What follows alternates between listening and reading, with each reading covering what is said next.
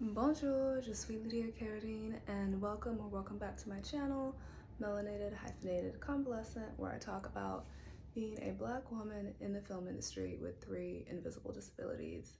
But I have recently transitioned to talking about kind of inching away from my career for my health, and also because I've recently moved to France for said health. Surprise! My health has gotten worse because of everything that's going on, which I've referenced in recent videos. Also, you might notice I'm back in the hotel I was in before because, as has been happening here, people said things and then they changed. I had to pivot. So here I am. But the show must go on. So today, I'm going to talk about things that are known to be French that might not be French. French or not French, we're gonna find out. Also, if you're new here, I look at my notes a lot because of my long COVID, chronic fatigue syndrome, and pituitary placenoma, which is a brain tumor. I have a lot of brain fog, so I can't remember things. Another reason why I have to take a break from acting, because like, I'm gonna learn my sides. I'm gonna do it. Can't. Okay, so the first thing is you'll see in the thumbnail of this video, I'm wearing a Breton shirt. Some people just call it like a French striped shirt. That's actually French. It's called a marinier. I know I'm butchering it. Apologies to French people who may watch this. I'm working on it. It became the official uniform of the French Navy in 1858. Then after World War I, Coco Chanel was like, oh, that's cute. So she made it in Jersey. Women started wearing it. Got incorporated into her lines. And then in the 60s, specifically in Breathless, Jean Seberg wore one, and then they were all over. So that's actually French. Embarrassingly, I did buy my first Breton shirt before I went to Cannes for the first time. So I was that person. I apologize. So another sartorial shirt situation is a French tuck. That is French. I couldn't find a year for that, but it's been around for decades. And when I was researching, I was shocked to find that people thought that Tan France invented this because he did it on Queer Eye. And like, no. And I think there's even a story about him being like, oh, I just wanted a cute name. Like, Tan, you know French tucks have been happening since before your time. But that is a French thing. And I've been trying to perfect it for years. I don't know if I'm gonna get there, but we trying. So French tuck, yes. Year unknown. Breton shirt, yes. French toast, not French. The first known mention of a French toast-like recipe is from the Roman Empire in 300 AD. And it didn't show up in French cookbooks until the 1300s. But it's known here as pain perdu, which means lost bread, because usually people make it with old bread unless you're making it with challah.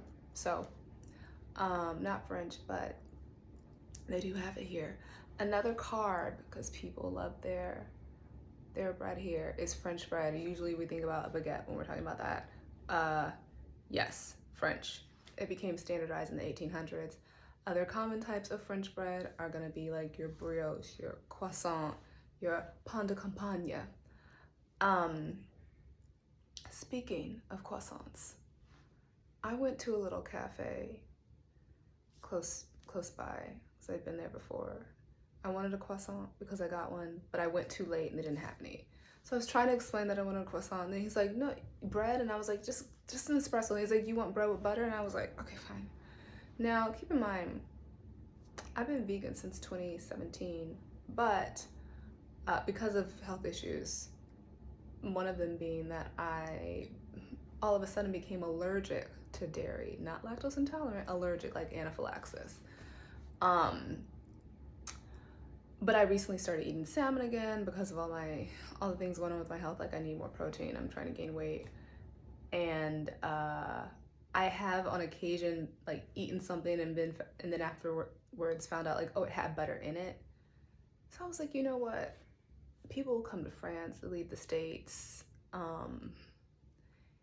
other countries' versions of the FDA work, and people were like, oh, I was allergic to this. And I ate it wherever and I felt fine. I was like, you know what? I'm gonna try it. I'm gonna try it. Just why not? What else could go wrong? So this man brings me like a baguette. He cut it in half. There was so much butter on it. I cannot stress to you how much butter was on this bread. It was like liberally is an understatement. The bread was applied the way that peanut butter would be applied. Okay? My throat did itch a little. So now I know that butter as an ingredient, fine. Butter as a main course, no. So much butter. Anyways, that happened. So another food, French fries. The answer is yes, probably, because the first documented fried potato happened in Chile in 1629, but they were likely cubes. And so apparently there's a beef between France and Belgium about who invented it first, but the spear shape. So Frederick Krieger made French fries in 1842 in the 18th arrondissement, so they're specifically Parisian, and then took the recipe to Belgium in 1844. So, and there are a lot of contradictory claims and like origin stories about that, but the French fry became popularized in Paris. So you guys remember that whole Freedom Fries episode? Remember that? In like 2003? America was so unserious. And those were better days. I wish for those days again, but alas. So now onto the body, the French braid. No, not French. And as a belated Black History Month fact, the first documented French braids were found where do you think a French braid might have been found first? On a cave drawing in Northern Africa, 6,000 years ago. And the singular French braid, however, was popularized in France in the 1800s. So there's that. Next, French manicure, not French. So in 1975, Jeff Pink, the founder of Orly, which is confusing because that's a Parisian airport, but coincidence, he was asked to come up with a time-saving method by studios because then actresses were, I guess, changing their nail color for every scene change to match their outfits. Directors were like, we don't have time for this. And so he came up with a French manicure. It was very popular. Then the next year, he went to Paris Fashion Week. And it had, I guess, people had caught wind of it there, so a lot of the models were wearing it on the runways. And then he decided on the way back to do a rebrand and called it a French manicure. Et voila. That's how we have that. So, yes, not French, but the next thing, speaking of beauty, is I was on my quest to find a good marine college, and I found one randomly in a little health store that I just walked by one day. And before that, though, I was looking online, and I saw this brand at a place called the French Pharmacy. Y'all, it's in London. So it's a Brit pharmacy. I think they ship here, but I was still really upset. So I was like, oh, I'm gonna go and like see it in person and like read it. No, not here. but okay, it's fine. And why? Why do I need this glass skin? Why was I doing that? Because the millionaires won't catch themselves. I've decided to become a kept wife. I am too ill to deal with all of this, and listen, I need help. I need assistance. So if I should catch such a rich man, what might I do? Give him a French kiss? Is this French? No, it is not. Open mouth kissing has been referenced in Indian Sanskrit text from 1500 BC, also in the Kama Sutra from the 3rd century. This is actually an American term that French soldiers came up with after World War I, because French people were just more open and comfortable with sexuality and affection. And so they would say, like, when you go to France, kiss a French girl, etc., etc. And I guess Americans weren't comfortable kissing each other like that until after World War II, because repression. So there's that. Now, if it doesn't work out with this fictional millionaire, only a millionaire, because billionaires aren't ethical, okay? I have standards, right?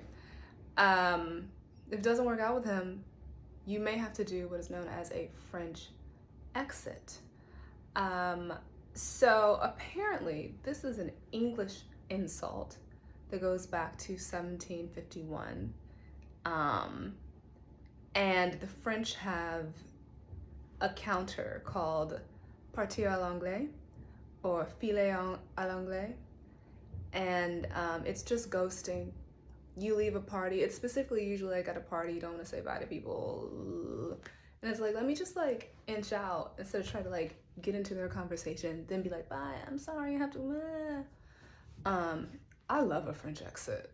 When I'm ready to go, I'm going. I'm going.